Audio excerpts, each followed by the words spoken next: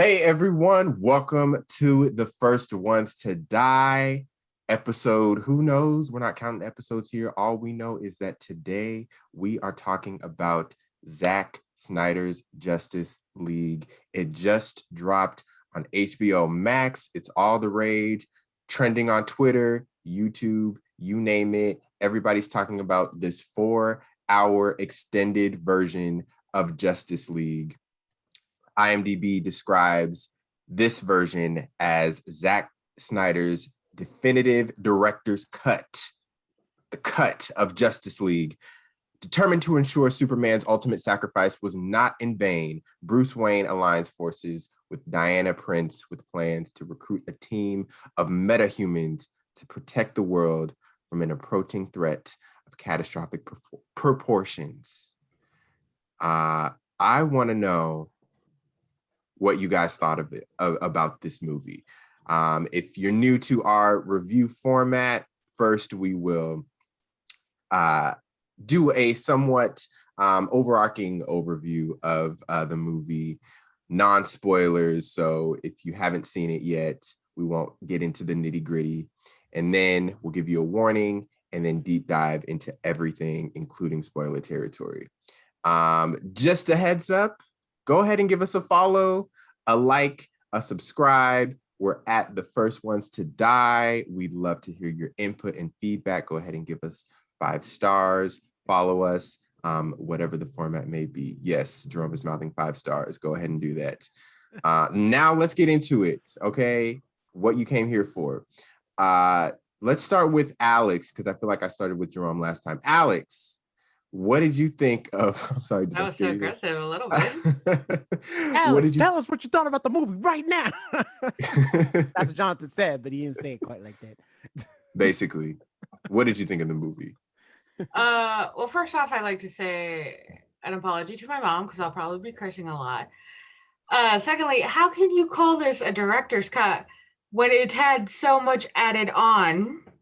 Like it wasn't a cut; it was just an add-on. That's what director's cut is. It's but at a certain point, it doesn't feel all the director's but at a certain point, it doesn't feel like a cut anymore. It just feels like an entirely different movie, and like it went from 2 to 4 hours.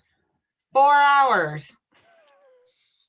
That's a whole other movie. This is not a director's cut. All right, we're all lying to ourselves. This is a separate movie with very dark lighting. To be fair, Zack Snyder did say that there was when he first cut this movie together, it was 4 hours. Originally. My time. Fair enough. I have a feeling there's going to be a lot of to be fair from Jerome. Why I apologize already to my I'm only saying to be fair because I know who's going to be listening to this podcast, which is Taylor, and Taylor has been excited for this version of Justice League for a long time. So I want to give Taylor, if you listen, I want to give you some credit. I will argue with Taylor. I will argue with everybody, as I've always done before. I understood why he wanted his version out. It did add a little more substance to the movie. I felt the time length was too much. It just felt like right back to when it was like Batman versus Superman, where the movie just kept stretching out and it almost felt like separate movies. And then with the length of the movie, because I have mild ADD and like I have problems sitting, I started watching it at work on Friday. I watched about 2 hours of it. And then when I came home, it took me about 3-4 hours to watch the last 2 hours of it because it was just so long. And again, why is it so dark and unnecessarily bloody for something that's not a horror movie? But it just felt like he wanted to put blood everywhere. I feel like he wanted to create a very different movie than what the Warner Brothers wanted. And he still tried to force that idea in there, but it doesn't seem to balance out as well as I think everybody believes it to be. It feels just like, it feels like a little bit like it reminds me of Suicide Squad, where you can clearly tell it has been affected by the studio. It has been affected by the writer, the directors, like a whole bunch of people have had their hands in this pot. So They took notes from Game of Thrones, where if you ain't watching it with your contrast up at 100%, then you ain't watching it right. Pretty much. Like it really starts like it's gray. Like the first scene with Wonder Woman, and I won't say what's going on, is very gray. There's a lot of grayness in there. And Wonder Woman's supposed to be colorful. Or at least that's how I like to think, because she's all the red, white, or red, gold, and blue. But like the whole scene's gray. Anyway, it was not my favorite movie. I didn't enjoy it. I like Wonder Woman. I like Aquaman. I don't really like the actor they picked for Flash. Like he's okay. I just don't feel him fitting as a character for Flash.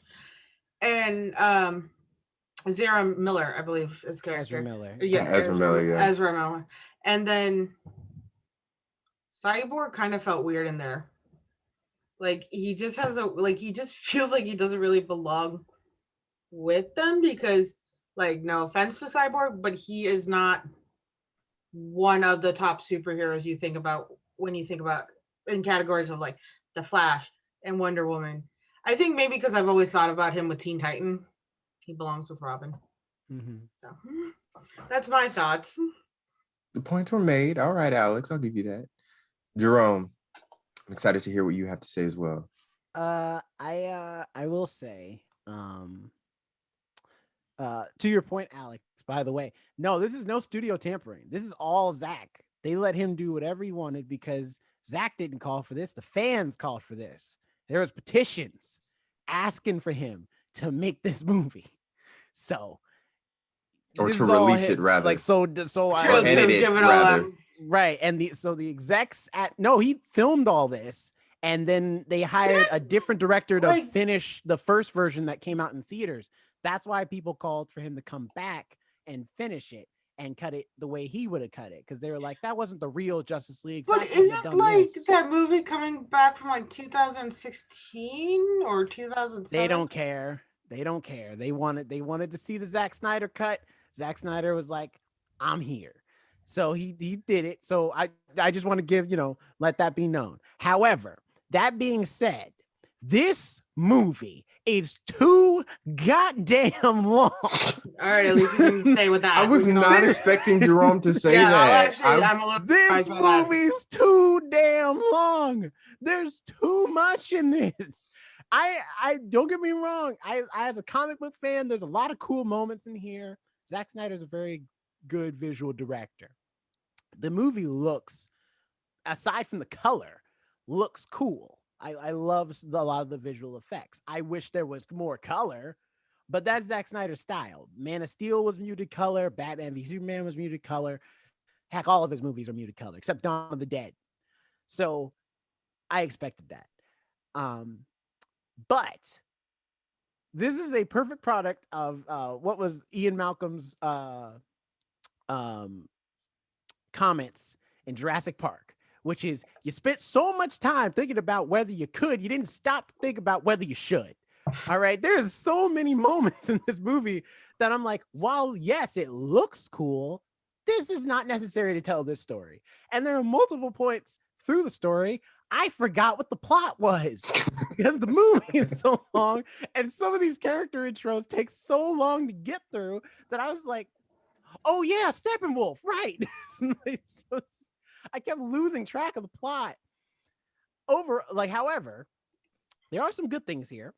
I do like a lot of the storylines feel more fleshed out than in the Joss Whedon finished Justice League that came out in theatrical cuts. There's a lot of information that we get more about Cyborg and Flash that helps to flesh out their characters a bit more.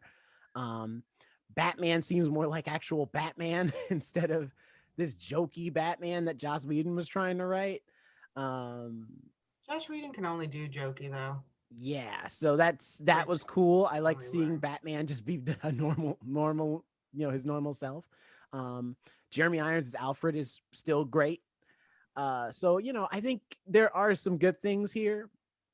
And to say that this movie is just outright bad from my point of view isn't fair. I don't think that's true. However, there are issues still here. Like, it's not like this is like some people on Twitter are just like, oh, it's so much better than Justice League, so therefore it's a good movie. And it's like, no, it's all right. You know, it's definitely better than the first one, but I would not say this is better. I would say this in between.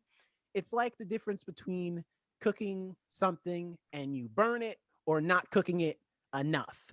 And I feel like in the middle between this 4-hour version of this movie and the 2-hour version of this movie, there is a good Justice League film. That is the perfect cut. But this ain't it from my point of view. Yeah, that's a good point, because 4 hours is a long time. One, not only for people's attention spans. 2 hours is the median or average time for a movie, because that's typically the amount of time that it takes to, you know, tell a complete story. Well, it's twofold. And that's plenty of time. Yeah, and that's plenty of time to be able to tell a complete story. Right.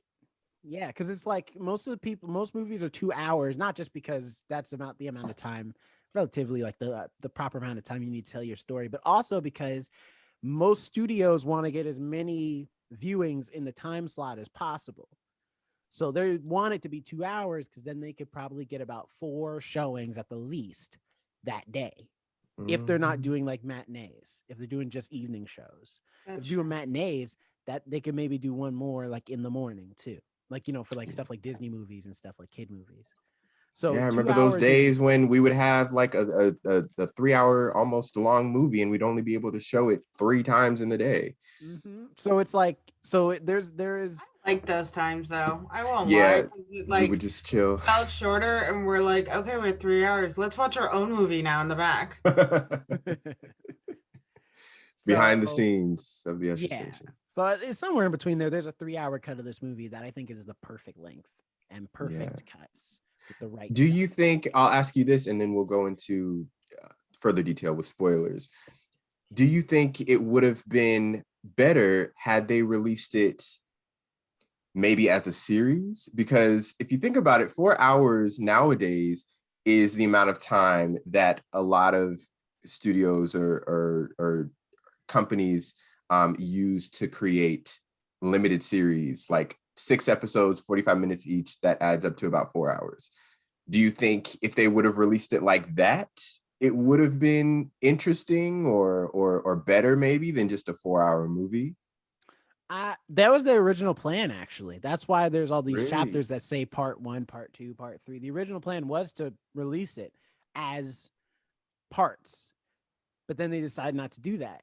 I think looking at it, I don't think it would work as parts, maybe like as a mini, or at least it wouldn't work as like a once a week series. You got to release all of this at one time, but just as little snippet episodes. Yeah, because clearly DC fans really hold on to shit.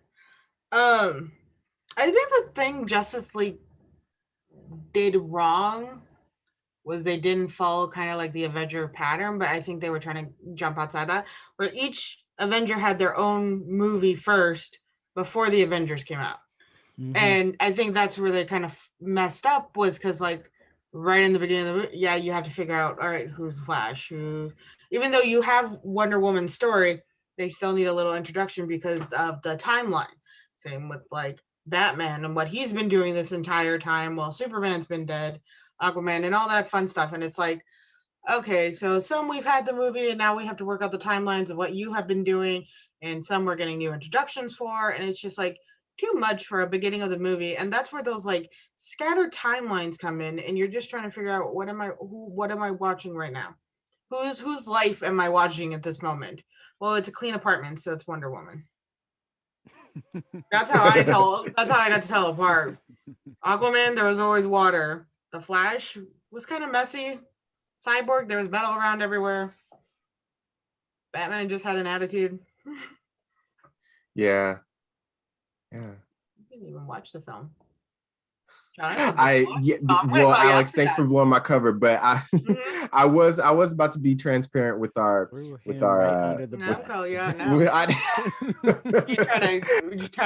was about to be transparent with our listeners. Unfortunately, because this movie came out yesterday or 2 days ago, as we're recording this, I haven't had time to shell out the 4 hours it took to watch this film. And apparently I didn't need to because it was too long anyways.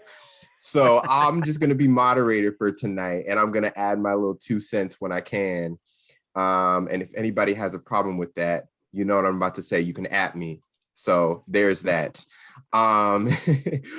So getting into spoiler territory, you guys have mentioned that you guys both mentioned that it was too long.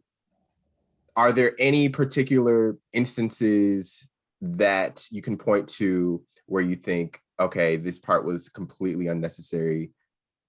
It did not need to be included in, it did not even need to be filmed in the first place. Yes, all the music videos in this goddamn movie. There's music videos? So there's multiple points in the movie where the movie stops to be in slow-mo, and then the character does something really cool and epic. And then there's like opera music playing in the background, and it's like solid minutes of this that are like, one in particular with Aquaman, where all it is Jason Momoa as Aquaman walks down a pier, takes his super wet soaked shirt off to show off the muscles, drinks a bottle of whiskey, all of this in slow-mo. Then the waves crash around him, and then you swear you could see the Dior cologne commercial logo to pop up, because that is exactly what it is. That one was perfectly fine to stay in. First of all, Alex, you have a bias. All right, you love that man. All I'm saying, I do. All right, I'm not denying it. Like, he's gorgeous. Like, goddamn. But what I'm saying is that's one. Then there's another one where the Flash is like showing off his powers. Oh my god! Again. Every time the Flash moves, like, it's supposed to be him, like super speed, right? And everybody's in like slow-mo themselves, but then they make him go slower to show you what he's, and I don't know why they like. I never thought about that. Yeah, because he's like moving around the person. He's in slow motion as everything else is in slow motion. Everything is like stopped, but he's moving in slow motion around like a person, or like he's gonna get hit by a weapon, but he's slowly turned. Like, whether you have super speed or not, your ass is gonna move out of the way. You should. That is what a human instinct is. No, you wouldn't, because the scene he's in, this girl is staring at him like he is the best thing since sliced bread, and driving, not even looking at the road, just driving, staring at him in his eyes, and then gets hit by a semi truck, and it's just like, no, Flash, let her die. Darwin's saying something, and I think you need to allow him to finish his statement, because there is no way you have survived this long if one man who isn't even all that good looking could distract you that much to get yourself killed. Rubbernecking will get you killed. That's what I know. I've literally almost been hit rubbernecking, so I know the experience. I was just thinking about the logistics of if we merge the universe of Justice League and The Boys, the show on Amazon, and the idea that if you're running that fast, if you have that much super speed, eventually there's going to be an accident where you might just like run into somebody or run into something, and it's not going to turn out pretty. If I had super speed, I would definitely run into a wall, because I've walked into walls and doors where I just turn around really fast and like boom. God knows how I haven't broken my nose, but I haven't. But yeah, super speed, I would like slam into just everything. But yeah, no, you're right. Like, half the movie, like, you could lose an hour of time if you stop putting things in slow motion. And like, slow motion in any movie isn't needed really, because like. So you're saying when I watch this movie, I should watch it on 2 times speed? For real, a couple times, yeah, that's fine. The movie would be 3 hours if all the slow-mo was sped up. Alex is right. We lose an hour. Yeah, because it started. Okay, so we're going into more spoiler territory, because technically Jerome already entered it. Well, Jonathan said going into spoilers. So did you? Already said that. I did. I gave a warning. Yeah. You're safe. You're safe. Okay. Well, literally starting off is with Diane. Wonder Woman, she's saving like these kids from a terrorist, hence the whole, I was like, it was really great because there's for some reason around a lot of stone. But anyway, half the time she is fighting in the first half hour of this film, it is spent in slow motion. When she does the lasso, It's a little bit of a slow-mo going to show how she's able to wrap so many people around it. And like when she's like, I think it's a scene where they're shooting and she does like a spin in the air. Again, it's a slow motion to show how the bullets whip past her. So in the first like 45 minutes, it could have been cut down to like half an hour to 20 minutes if they just did not do slow motion and they had the fight scene. Okay. Well, Alex, you skipped the very first scene where we see Superman scream in slow-mo, and then the scream is heard around the entire world. That one. I honestly do not recall that, and I think I just was like, okay, he's been screaming for like 5 minutes. Here's the thing: the most egregious one, though, at least these ones, right? Wonder Woman, Flash, even Aquaman. You could say these are our heroes. So seeing them in slow-mo is like, okay, that's pretty epic. You know, I could see that being cool. Why is Lois Lane going to get coffee and then go to the Superman statue? No. In slow-mo. No, what? With opera music. Oh my God, I forgot about that. I need to see this. Oh my.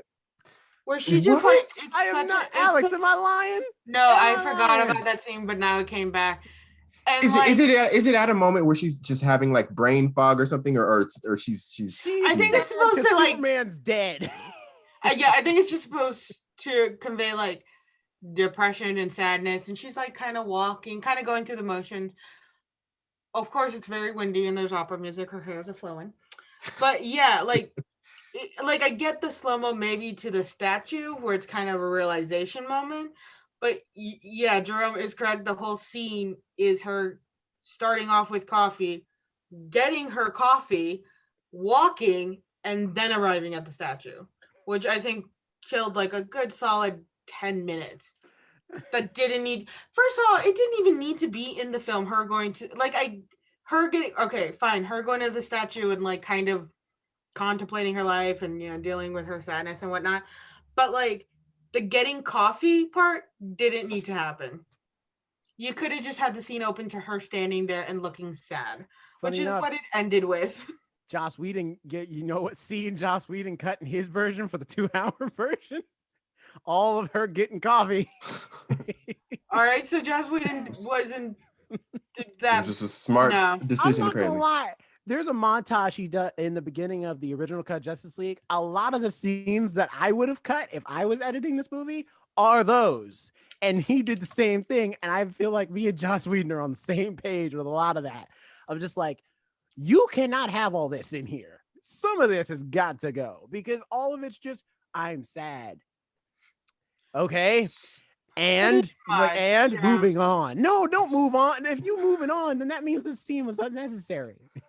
So how much of I want to know, because this was my favorite scene in the original, how much of the Superman just going ham on everybody and tossing everybody left and right, the other Justice League characters, how much of that did they extend or include? None of it, because all of it that's in the original is the same scene. They kept it. That's all Zack Snyder. Okay. Yeah. That's good, because that was my favorite scene of the movie. The thing they change is that Superman doesn't grab Batman and he's just like, do you bleed? He doesn't say anything to Batman. He's just like, oh, Batman, you killed me. Time to laser your face.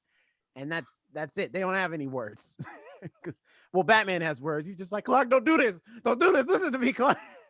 I won't lie. Even Zack Snyder or Joss Whedon, Batman and Superman had a better romantic relationship than Lois Lane and Superman. Because he's the one that's barely have any scenes together. No, they have no scenes together. And Lois Lane's just walking around, okay, in slow motion. At least you can say Lois Lane was in the last two movies with Superman. Well, yeah, she was in the last, but this one is all about like Bruce Wayne just being like, please, Superman, no. It's like he's in the girlfriend status at that moment. The appealing to humanity, the like going in the middle of when the, you know, good guy goes bad, the peeling, like, listen to my voice, remember who I am, I'm your connection.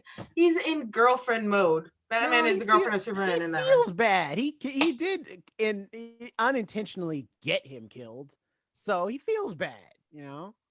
he just feels a little. He feels a That little man needs bad. to just go to therapy then, instead of resurrecting the dead. Well, speaking of Batman, Alex, you warned us before we started recording that Yeah, he needs you was fucking gonna have therapy. That's what he was. some cuss words, some bad words for Batman. I So, have would said you this care to elaborate on your Yes, I have dislike, said hatred this before. of I'm always Batman? happy to talk about my dislike of Batman. Always.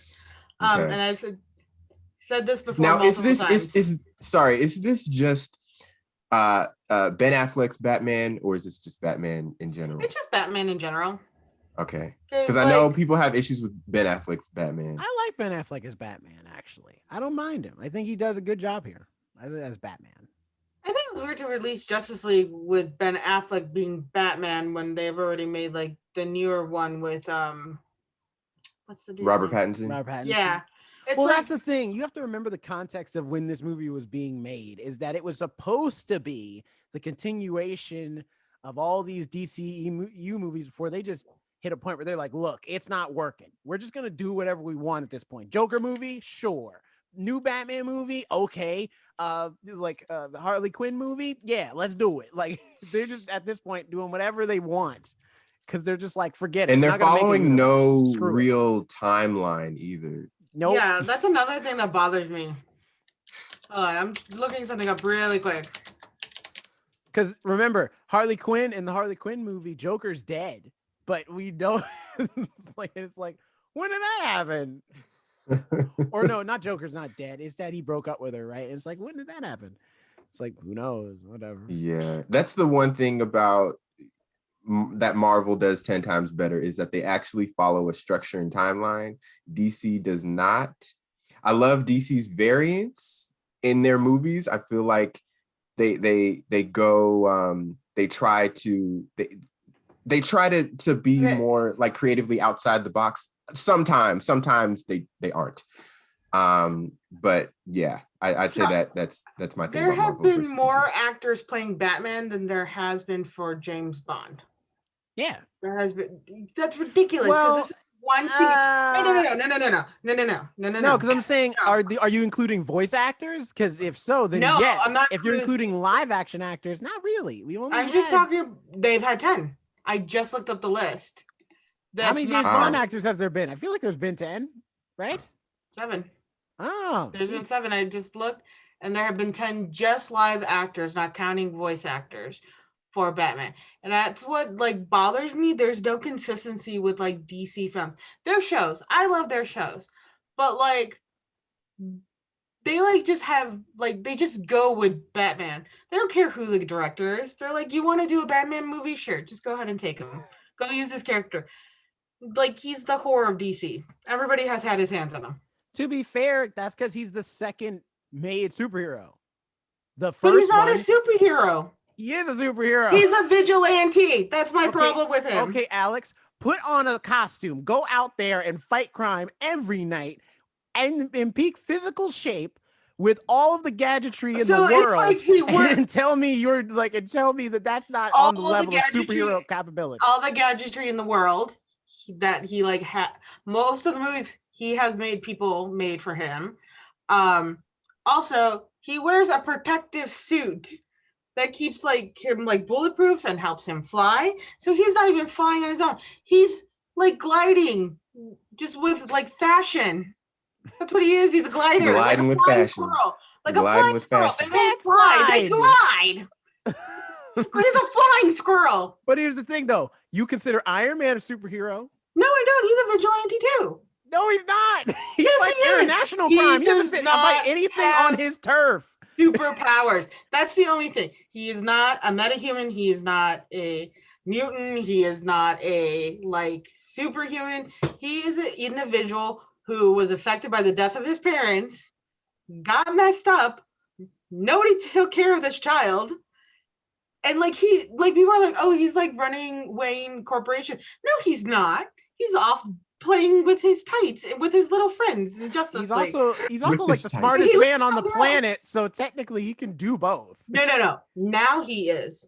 But in other films, he was not. Like the Christian Okay, Bale but you one, can't go by the he films. had 'cause the people films made. the films never get it right. The Yeah, first but we're version of talking- Batman on TV was Adam West Batman, who is nothing like the actual Batman. But if you ask some people back then, they would say that's Batman. Then you have the Joel Schumacher Batmans with the bat nipples. And then you have some Wrong, people who by say the way. that's Louis- Batman. Uh-oh, Alex froze. Oh, she was getting on. so she was We'll getting so wait for amped you, up that she Alex. froze. Here, I'll All right. Okay, Sorry, we y'all, had- had technical difficulties. Yeah. That was crazy. Zoom was like, you're getting heated, Alex. You gotta get off. yeah. calm down, you gotta Zoom take just a didn't breath. Zoom didn't want Alex to have her moment. Look, I all warned you about my issues with Batman. So wait, so is your beef just that Technically, I love- Batman's you feel like Batman doesn't deserve a seat at the table of the Justice League because he doesn't have powers? No, a lot of Batman's character could have been taken care of with therapy. And maybe an adult handling his trust fund. Yeah, because I remember Alex, I think you were the one who always talked about his daddy issues. Mm-hmm. Look, you don't run around plaid in leather, wearing leather with a cape, unless you got some daddy issues, all right? Then how do you explain Huntress and Batgirl and Batwoman? You're gonna look at me and tell me they don't have some form of daddy issues. Not Batgirl, her dad's awesome. He's Commissioner Gordon. Supergirl literally, like, her family died. Her parents sent her in a ship to watch over her cousin, and then she got lost, and then she ended up younger than him. Like, she's got issues with her parents there. Okay, how's that her dad's fault? He didn't know that was gonna happen. Oh, I'm sure she's got issues with her mom too. I'm not just saying her dad. And then, like, Commissioner Gordon, don't get me wrong, awesome guy. He's a great guy. But he still put his work way before his family. You can't tell me there wasn't takes care of Barbara and her brother. You know, he's a good there was dad. probably days with a case where he wouldn't see her and she had to end up being responsible for her little brother. Was he little? Yeah, but that's every parent who has like multiple kids and is the only one bringing in income. Yeah, Barbara that ends don't up work. not being a good thing. Barbara don't work. Shoot. But And anyway. I was saying, wait, you were wrong. Adam West wasn't the first Batman on air. Who His was the name- first? That's what I was like. Yeah, I'm like, no, you're wrong. First one was Louis G. Wilson. He played an Louis adult G. version of Wilson. Batman. 23, the unknown thespian donned the cape and the cowl in the 15-part 1943 Columbia serial Batman. And then the Wow. next one was Robert Lowery. Then it was Adam West.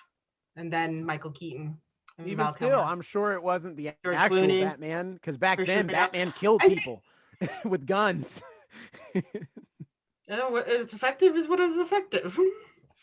Yeah, now So- it's like he does all this pageantry for the same result. He just got more dramatic. Yeah, but that's every superhero. Wonder Woman I'd like used to tie to- people up. Fair enough, to- that's true.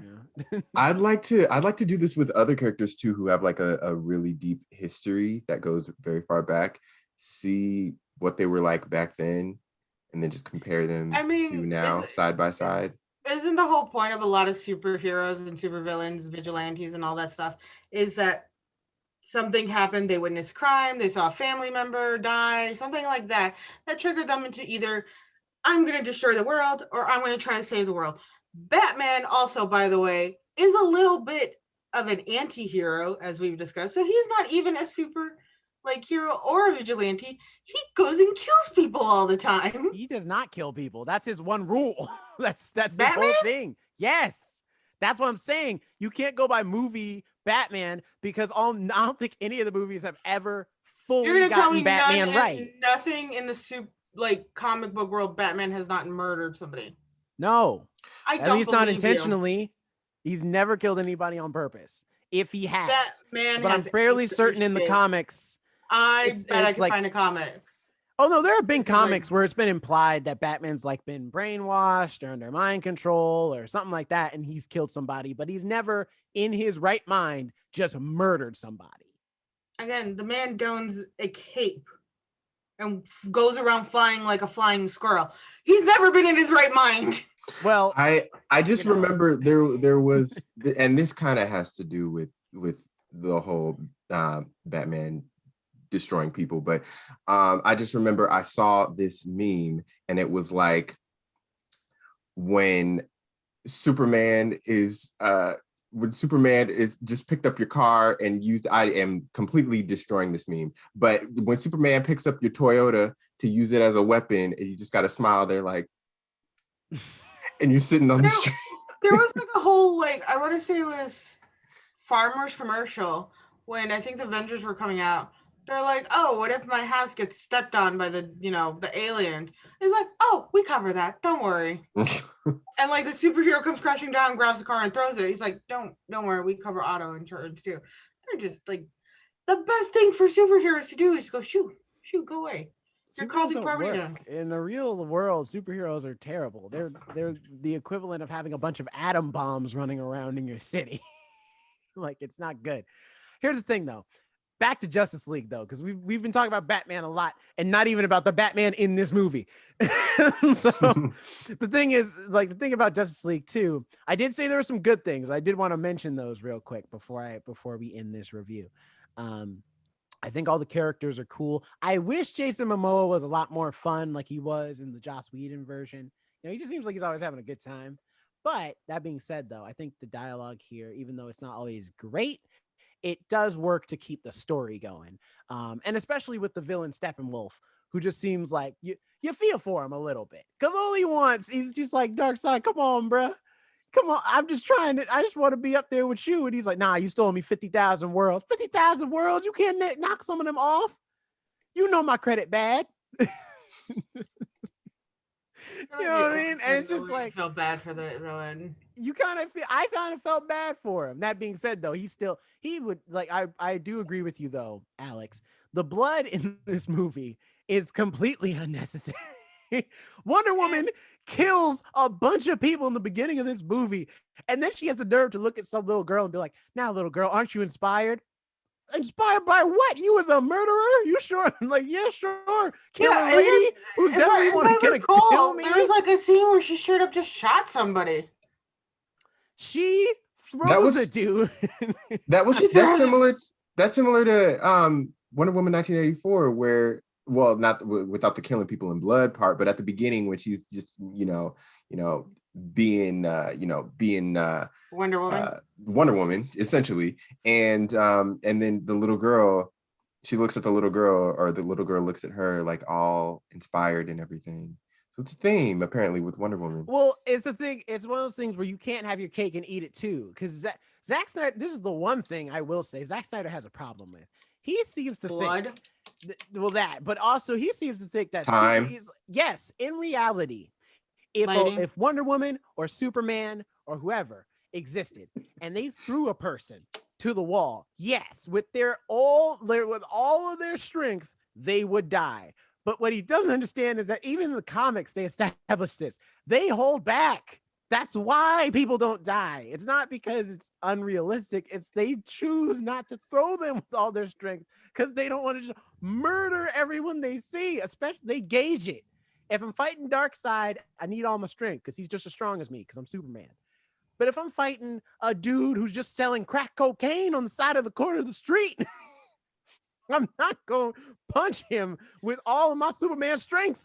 That's unnecessary. Well, I don't think that's the best example to use because if you ever come out against a twinker, they got strength to them. They got that weird superhuman strength. So like maybe like a dude holding up like a gas station is a better example. When you're fighting somebody on drugs, they got that strength, they literally got nothing on that stuff. Like, all right, you know what? It's me or them. So, like, maybe like a guy holding up like a gas station, better example for that situation. I mean, I'm just saying. Either way, if they're a normal human being, they don't deserve that. And Zack Snyder, in his mind, he just thinks superheroes have no control and they will just murder anybody they see as long as they're a criminal.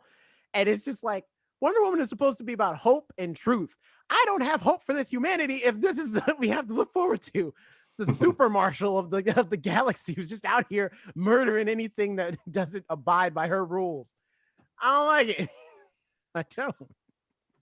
What's the deal with wait, really quick, Cyborg's vision? Now going to the dark side and talking about the downfall and sanity of the, because it was literally with the vision, it was about the ruins, and it made Superman look evil because he was standing over the ruins of the League Hall, what's it called? The Hall of Justice. Hall of Justice, thank you. With like Batman's mask. Like it made him look like he was the one who was gonna go crazy. Again, which, again, he did do. He went and attacked everybody. So this was Zack Snyder's next. You know how the ending of this movie is the big epilogue when they're in the post-apocalyptic world or whatever? Yeah. Originally Justice League was supposed to be 2 movies. It's supposed to be Justice League Part 1 and Justice League Part 2. And then they decided to just make it all one movie. I think Part 2 was going to be the apocalypse war against Darkseid, and you're going to see more of this dark future, because he set this up in Batman v Superman too. The idea that somehow Lois Lane dies and then Superman loses it because he's like, not my boo, and then he just cuts loose on the entire world with his Superman powers, and Batman's like, all right, I guess I gotta take out Superman, but I don't see how that's gonna work. And so he's setting that up. But of course, because Zack Snyder's not gonna be doing any more Justice League movies, we're never gonna see a resolution to that. So again, a lot of these scenes that are in here are stuff that, yes, it's cool setup, but it's cool setup for a movie that's never gonna happen. Well, it wouldn't be possible because, like, Batman, with the way he is set up in this movie, would totally die before Lois Lane, like if it was in a way of like jumping in front of bullets or something. So I don't know how Batman could have been blamed for. I don't know what scenario they could set up for Batman being blamed for Lois Lane's death. Because in this movie, he's way well. Batman's other thing is he's like self-sacrificing a lot, doing stupid moves, getting in the middle of shit that he doesn't belong in. He's like, I'll die for them instead. No, dude, we had a plan. Stick to the plan. We could have resolved all this. That is the plan. Me dying. So yeah, he's suicidal, dude. So Batman would have sacrificed himself totally for Lois. So I don't understand how Superman could even be like, oh, Batman's to blame, I must kill him, and then going crazy. It's not that Batman's Joker just says that, but he's not like Batman is to blame. He just says that to make Batman feel bad because Batman feels bad because he's like, man, Superman, if that was my girl, I'd feel bad. So I kind of feel bad. You know, it's the equivalent of when your best friend gets broken up with you hate his girlfriend and you're just like, I hated her, but I don't want to see you sad. So I'm sad. What? So, okay. Wait, no, like you confused, like you, what? So, like I was saying is that Batman seeing Lois Lane die from, like, he empathizes with Superman. He's like, I get it. You love this woman and now she's gone. I feel bad. I'm still gonna stop you, but I feel bad. I feel if I could have stopped it, I would have stopped it. See, that's not true friendship. That's not true friendship there. I would go on the rampage with them. That's what you need to do. No, Alex. No, that's the wrong thing to do.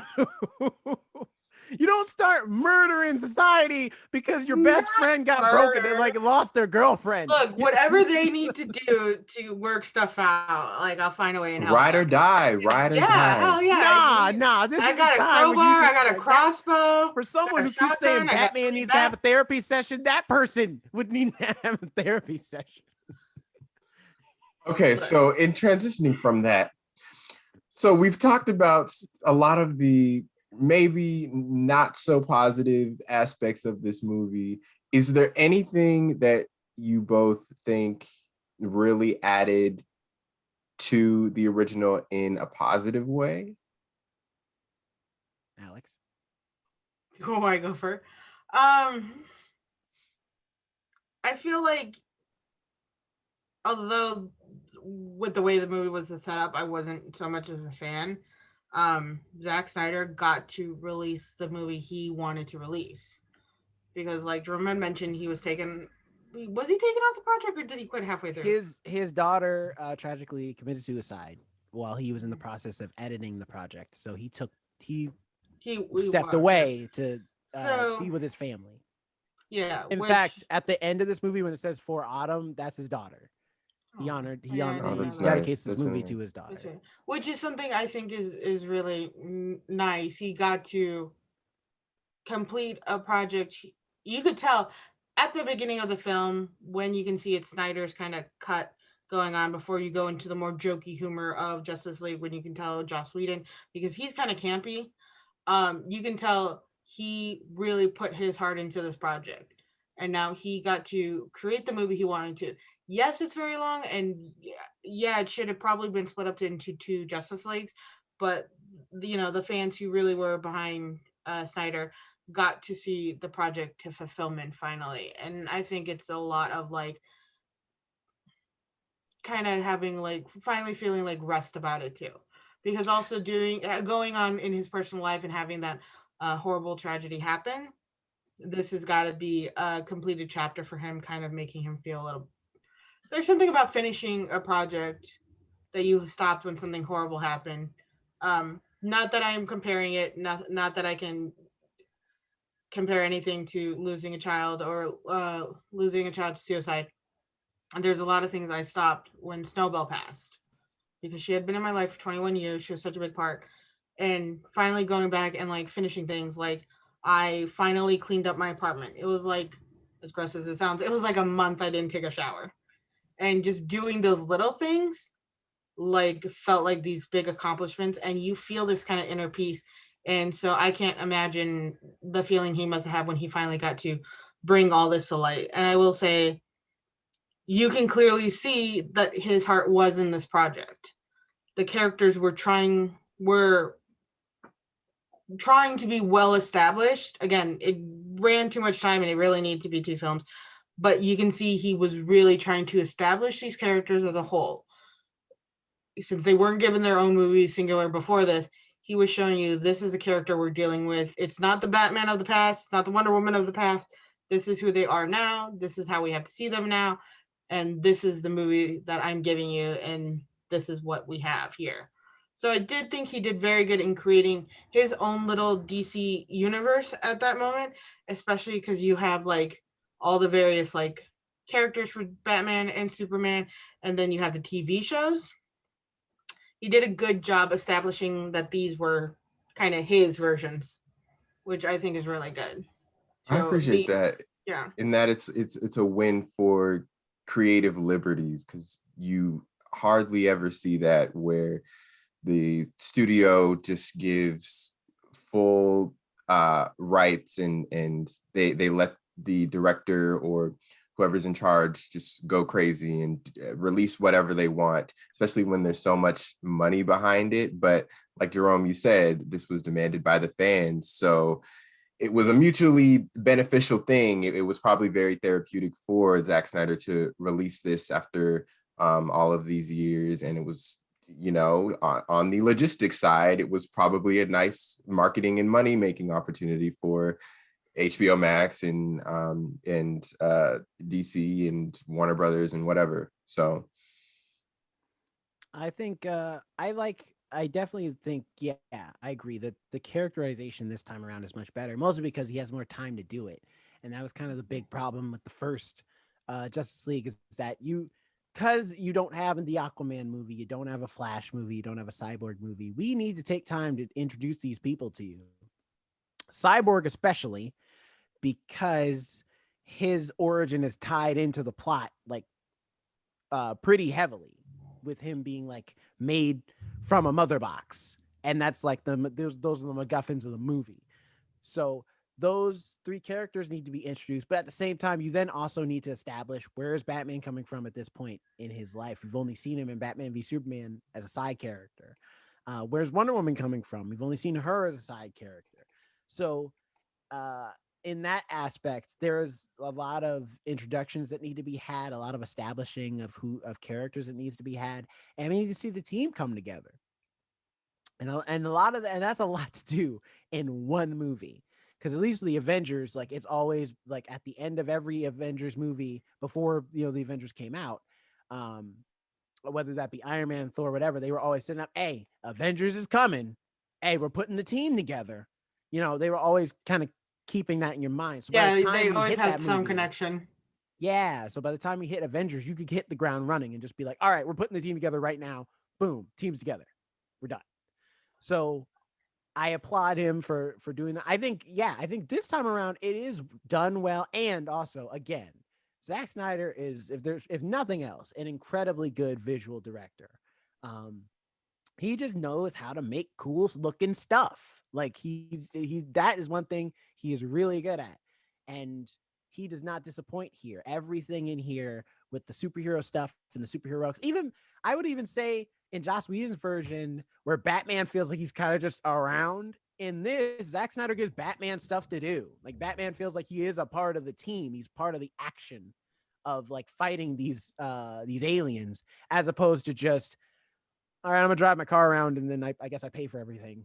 But it's like, nah, he gets to get in there and karate. Granted, all he gets to do is shoot some aliens with a gun, with an alien blaster. But still, Yeah, I will something. say in the Joss Whedon one, they made him kind of like that babysitter role, Yeah, and it was like, well, people have established that how much they like Batman's character, how much they actually thought Ben Affleck did well in this role, which I'm not I thought he arguing. was okay. I'm not arguing that. I think he's one of the decent Batman that I have seen, and I think they did not give him enough in the Justice League before. This one, you were able to see more of his capabilities and what his stance was in the team. Really, it wasn't just money; he was part of it more. Going back to Cyborg really quick, when you were talking about how he kind of had to be introduced, not a lot of people know who Cyborg is too. If you're just kind of watching the movies or the shows or stuff like that, so they did have to do a pretty strong introduction for him and build such a strong trust throughout this movie that I think they did really well. That when that vision came at the end, that little foreshadowing, you felt worried. You felt like concerned and everything because you were trusting Cyborg and his abilities. You had faith in him. And to build that through a whole movie when he's not he is one of the main characters, but there's so many that kind of building a trust with a new main character right there while you have like the three other ones that he knows so well, and then the Flash people know very well too. So to create a whole new bond with this one to the point that you watch that scene and you're like, oh crap, well, Cyborg sees it. I believe Cyborg has this power. He's gonna predict something and now we're all screwed and going to a wasteland. So the fact that he was able to build that trust with his fans that allowed them to believe more so what could occur from Cyborg's vision, I think was really well done. That he's able to build these bonds with his character and his fans. So he's really good at that. I will say that. I Yeah. also will say I like a lot of the supporting cast in here too. Well, there's a lot of supporting cast, but I like despite Lois Lane not having much to do, when she does show up, she's not too bad. Martha Kent, Superman's mom, played by Diane Lane, really great. I loved her. I love Jeremy Irons as Alfred. I think in any other Batman movie, it doesn't work. With Ben Affleck's Batman as like his foil between the two of them, I think it works. It Yeah. works, but they have a good chemistry with each other where their dialogue doesn't feel forced. It does feel like Alfred is the old butler who's been rolling with Ben Affleck's Batman, who's like been Batman for 20 years. So I like their dynamic. I think Alfred does. I wish Batman would do some more of what Alfred does in this movie, because Alfred kind of does the detective and strategy stuff that Batman also does in the comics. But that being said, um, overall though, I like their dynamic, and I think he makes a great Alfred. It's a shame because he's not going to be Alfred anymore. Um, but yeah, I like a lot of the supporting cast. I think if anything, I do want to say the cameos though, while cool, are unnecessary. And the one in particular, which is Martian Manhunter, who definitely does not need to be in this movie. And even if it was in the theatrical version, I would have said, this does not need to be in the movie. Cut him out, like for real.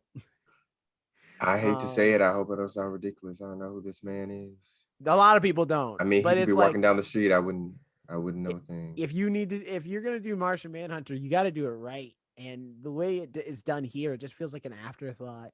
Um, But that being said, though, yeah, overall, I think the cast did an amazing job. Visuals were there. I love the battle scene when Diana's explaining like the battle between Steppenwolf and Darkseid and like humanity, and you get to see some characters that maybe you probably are not going to see for a while, like Green Lantern. You got to see a Lantern finally in a movie since Ryan Reynolds' Green Lantern, so it was like that's cool. Do you think they're gonna bring him back as Green Lantern? If they No. do, can no. No, They're it's probably been gonna like a do running it. joke though about Because I know he was that like movie. tweeting it on like St. Patty's Day or something. Ryan Reynolds was like making jokes and stuff about it. I think they're going to move on and get like a new Green Lantern. Tyrese has been pushing to be Green Lantern for a long time. John Stewart Green Lantern, or not? Yeah, John Stewart Green Lantern. Because there's multiple human Green Lanterns. John Stewart's the Black Green Lantern. So Tyrese, sweet lady, that Tyrese. Yeah, Tyrese has been pushing to be Green Lantern a long time. I don't think they're going to do Fast it. I and think they're going to Furious hire Tyrese? like anybody else. Unfortunately, I don't want to shade Tyrese. No. It's not because it's not going to Tyrese. No, I think I mean, the studio is just going to be like, nah, bruh. He's gonna be like, no. Look, you can make that Fast and Furious money. You all right. You'll be all right. I mean, I thought the franchise was dying. No, they got like Aren't two they more gonna movies. move to like Hobbs and Jobs? I There's have supposed to the be like 2 more movies Black left. that they're Lantern doing. ring somewhere. It's like I was gonna grab it. I would like to see a Green Lantern movie. I'd like to see one. I would like to see more of the different lanterns. Because I remember the yellow one and the red one, I think, in the movie of the Green Lantern. I don't think the red one was in there. Yeah, there's Red Lanterns. No, I know there's red lanterns, but I'm trying to remember what was in the Ryan Reynolds one. Oh, there was like none technically. It's just green, but just green. And then it's teased at the end when Sinestro gets the yellow lantern ring to be like, and they're in next movie Yellow Lanterns, and then all the fans were like, next movie, that's cute. See ya. And they didn't. Why would you go with like yellow? That's like a horrible color scheme you're gonna have. It's the opposite of green on the color wheel. I think it's just a horrible color scheme. It's a lemon lime thing going on. It's the opposite color. Yeah, that's the point. Green Lantern. Now it's bright. Green Lantern. Yellow. Well, the Sinestro Corps, but yeah, Yellow Lantern. No, I get what you're saying, but still, like visually, it's an unappealing thing. And it would just be a lot of green and yellow fight scenes, and that's like not something. Well, like, before we dive too deep into the Green Lantern color palette, let's get our grades and final thoughts on Justice League, so this podcast is not longer than the actual movie. So, Jerome, what is your Jerome, what's your grade?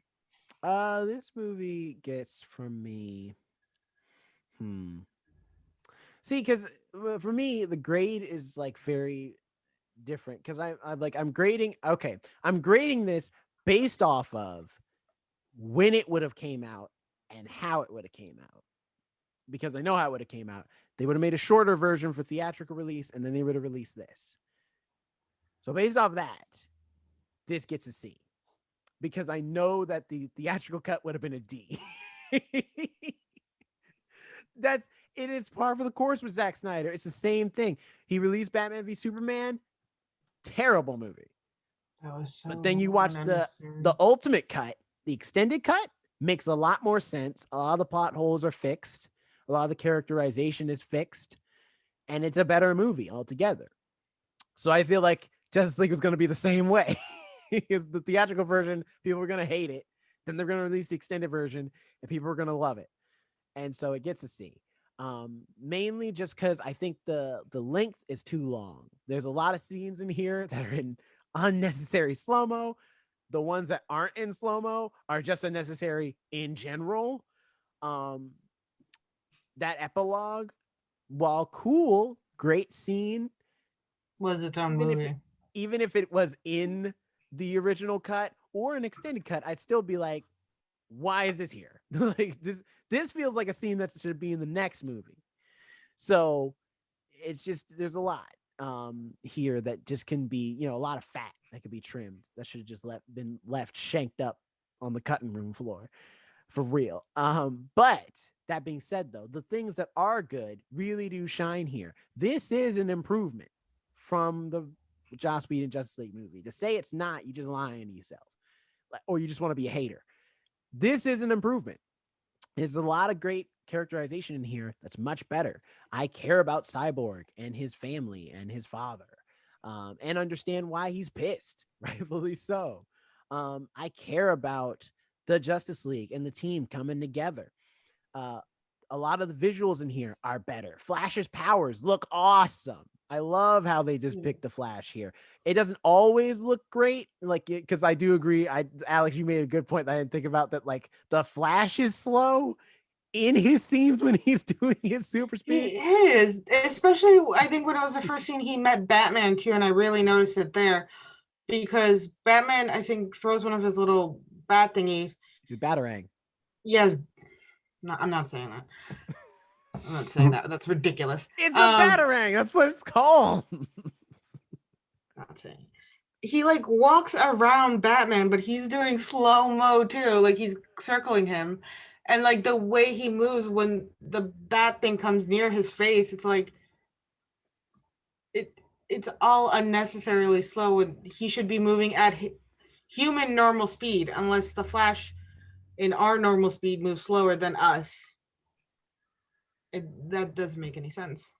But I especially love that scene at the end when he's rewinding time.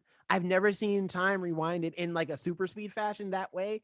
Again, Zack Snyder, man, he's got the creative brain to make stuff like that, and it works here. So I would say like there is a lot of great stuff here. Will I watch this again? No. I don't have 4 hours to spare again to watch this again. But am I glad I got to see a creator make something?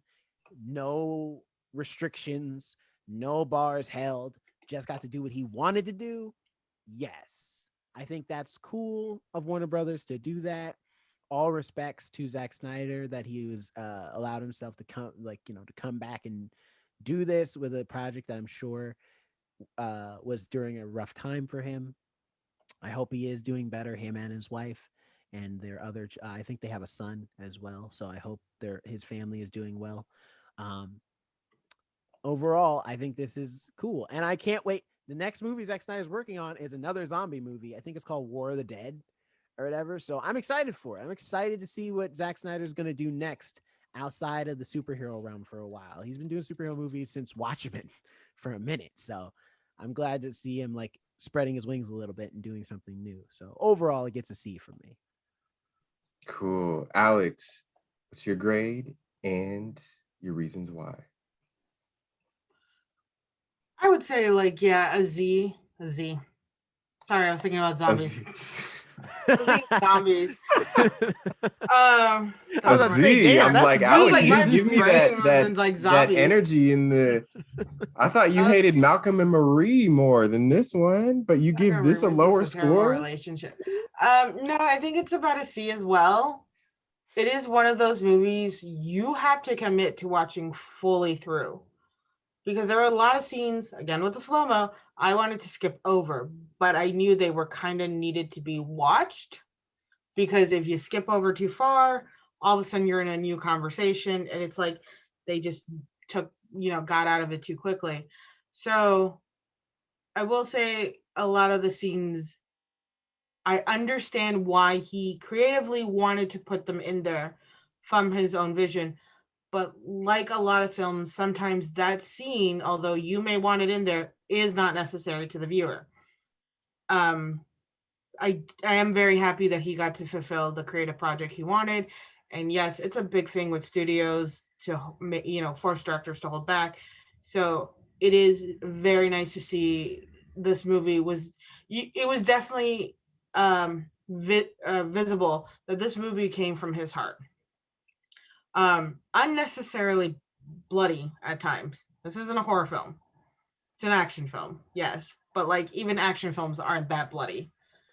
So like I think he was mixing genres a little bit. And I don't think that's something you can do so much, especially when it comes to very high profile comic book characters, when you have them and you're working with them. The lighting bothered me, but I did like how he was able to establish these characters in the time frame he had. I like that you got to know who they were. And like I said previously, he really made sure that you knew it was his Batman, it was his Superman, it was his Wonder Woman, his Flash, all of his characters, not something that was connected so much hardcore to the comic books, not something that was hardcore connected to, the older Batman or, the Flash on TV or anything like that. These were the people he wanted to represent, and they definitely played to the role they were made for. So I will say that he did have a good establishment that the characters were well fitted for the role he wanted, from like Man of Steel and Batman versus Superman. Um, it was more just kind of the lighting and the unnecessary blood that kind of lowered it. I don't think I'd watch it again, not because it wasn't good, but because I don't have the attention span for that. I can't sit straight for 4 hours. I just can't do that. It's one of the reasons I couldn't watch the Avengers in theater. I get antsy, I need to move around, and especially with those slow mo scenes, I kept getting like a little, I won't lie, I got a little bit anxious because I'm like, oh my God, hurry up, hurry up. So I think if, watch it because you're able to see definitely that Zack Snyder was able to put who he was into this film. And it's a great thing to see, especially when you're in the creative field yourself. Um, put your contrast on high so you're able to see everything. With the Flash, all due respect, like I said, maybe that one you can definitely speed up. That one's okay. What's funny too is the Flash's lightning is normally yellow, not blue, and I wonder if he made it blue because he could make it darker. He didn't right? have I yellow's noticed too that much too. color. He can't use that. I thought that was like, okay, maybe he's like, well, because like the bluer the flame, the hotter it is. So maybe he's like, but then it was like he's wearing like red and yellow or red and orange. Like, why is all of a sudden his lightning's blue? Mm-hmm. I did like that a lot of the so like my problem with like Avengers or like other DC films, they like do a lot of like hidden secrets. Oh, if you notice this, then you know the answer to the next movie. He didn't do that. He simply made the movie for the movie. He didn't try to be like, oh, I'm being sneaky and hiding this Easter egg in there and this and that. Which I'm sure there are Easter eggs. Don't get me wrong. All the directors and writers like to do that. But it wasn't this like possibly unnecessary fan service. I didn't catch any, but I'm sure there are some. I'm like, sure, you can. There's always some diehard fans out there that find them. This movie was really able to stand on its own too, and you weren't trying to search and be like, oh my God, where was this scene? Oh my God, where was this scene? You were really able to just watch that scene in that moment. I think that's really rare a lot for like comic book and superhero films nowadays, because they're always like ready with the next film, ready to go. Here's a new sequel coming out, and this one you really just got to enjoy as the solid movie that it was. So I will give him credit for that it was a very good, solid, standalone movie, even without. I like, of course, Batman versus Superman holds a main plot to this one, but it could also still be alone. You don't need to know why Superman died. He'd just be dead. People like to raise the dead once in a while. Well, you heard it here first. The first ones to die give Zack Snyder's Justice League the grade of a C. What's funny too is we started out real hot in this review, but we ended soft, and I think that's right. Cool, We got our emotions out. And then we were like, we thought critically by the end. Maybe I'll throw in my rating once I watch the movie one of these days. Who knows? But all I know is that this podcast episode gets an A. Okay. And with that being said, yes. With that being said, how can everybody follow you on social media? Alex, you can go first today. I'm mainly on my Instagram, Alex and Nobody. And I handle the TikTok of the podcast, which is the first ones to die, as well as helping build the website, which hopefully we will have available soon. Just got to figure out a few more stuff. And, you know, you can always contact us by email, the first ones to die, our Instagram, the first ones to die, which I think me and Jonathan are more active on it, but we make Jerome get on there sometimes. But what about you, Jerome? Where are we finding you? You can find me at Not Jerome Ret on Instagram. You can also find me at RoboZoo Media on Instagram as well. Finally uploaded something on there. It's not much, just a little logo piece, but you know, it's a start to bigger things, and that's the important thing. That's just a site where you can see any of the other creative stuff I'm doing. And then also follow us on Instagram. Go to the YouTube page, see this video version of this audio. If you're listening to this as audio only, we do video, baby. It's on YouTube. Go on over, come check out First Ones to Die. Subscribe. Subscribe. You know, Why do they there aren't the too many videos like exclusive bring videos. the little bell and everything like that? Yeah, there aren't Oh too many yeah. exclusive Yeah, we're videos working yet, on the but we got a few exclusive videos. vlogs on there and stuff. We're gonna start putting some more stuff up there. So stuff you can't listen to on audio because the only way to see it is on YouTube. So Exactly. do that. There you go. That part. And you, Jonathan? And you can find me at Jonathan Keys, Twitter, Instagram, whatever your choice is. I'm not mad at you. And you can follow us at The First Ones to Die on any social media platform of your choosing. We'll see you next week we haven't decided which one we're releasing or next week or we're doing next week, but we will let you know in due time. All we can tell you is that it has something to do with murder. Both of our options have to do with murder. So I feel like I'm gonna get blamed for that episode though. So stay tuned for that. And with that being said, we are The First Ones to Die, and we'll see you all next week. Later. Bye. Bye-bye. Go be superheroes.